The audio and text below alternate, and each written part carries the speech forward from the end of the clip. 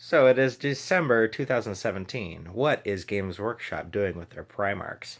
Well, I have some theories I wanted to share with you. So if you've been keeping up with what 8th edition Warhammer 40k has been doing recently, they've had a lot of the Primarchs return over the last year. They had Magnus the Red come back. They had Mortarion, and of course Gilliman.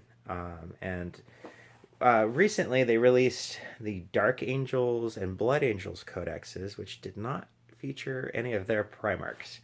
Now, a lot of people would understand why Sanguinius wouldn't be in the Blood Angels codex because he died in the lore. But then they kind of retconned that, saying that he's not really dead, he's in stasis, kind of like Gilliman was. So, I mean, they could clone him, they could do, whatever hoo ha they wanted to try to bring back, Sanguinius. I think, you know, thematically, leaving him dead makes sense, but if I was a Blood Angels player, I'd still love to play with that kind of character. I think that'd be really awesome.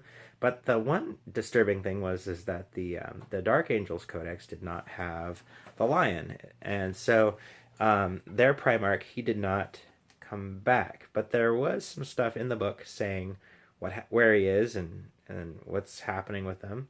So this gets me thinking. Now I do have a really good friend of mine that has a Space Wolf army, and obviously Lehman Russ is one of the most famous Primarchs that should come back, and has been in the lore since the 90s saying that he would come back and that he's gone on some crazy hunt in the warp and should be back. But we got some Wolfens that came back, which were werewolf Space Marines, which were really cool.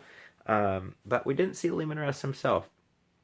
So what's gonna go on now? This is completely speculation. I have no idea exactly what's actually happening, but I think what Games Workshop is going to do is I think that they're going to do something like they did last year, which is with the Gathering Storm, where they took they did like a special campaign and released like a bunch of big, huge model kits and expensive books all at the same time.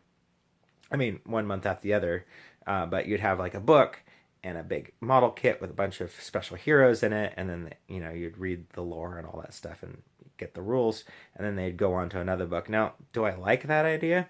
Not really. I mean, I didn't buy any of the Gatherings from stuff because I kind of knew 8th edition was coming, and I play Tyranids, so there was nothing special Tyranids in any of those books, so why should I buy them? But I do like collecting other armies, and some of the models I really really like. I don't want to spend $100 on a set of models when I only want one of them. So there's I had my own reasons for not getting them, but would it work if they tried to do that again? Now I think the Primarchs are so powerful. I think people would go ahead and buy those books and buy those models as they come out. But as the way 8th edition has gone so far, it's kind of nice having everything in one book and not having to carry a sack full of books everywhere with you. But now that they're having like their annual chapter approved coming out, and then if they have special things released in the game in the White Dwarf magazine, and then they try to do this other stuff. If they try to do too much stuff, I think they're going to lose a little bit of the enthusiasm from the fans. But if it's a good enough product, people will buy it. So I don't know. I don't know what it's gonna look like, but I do know that when Lehman Russ comes back, I'm tempted to buy one, and I don't even play Space Wolves because Lehman Russ is just a legend, and who doesn't want to own all the Primarchs? Like, come on, if you're a diehard collector, you'd get all of them as they come out. I do like the Forge World Primarchs. I think they're really clever and really cool, and I think that they're exactly what they should be. And then the new Primarchs, I have my own artistic differences in how they were designed, but I mean I could always chop them up and change them if I wanted to. But I do appreciate the models. They're big, they're cool, they're intimidating when you play a game against somebody.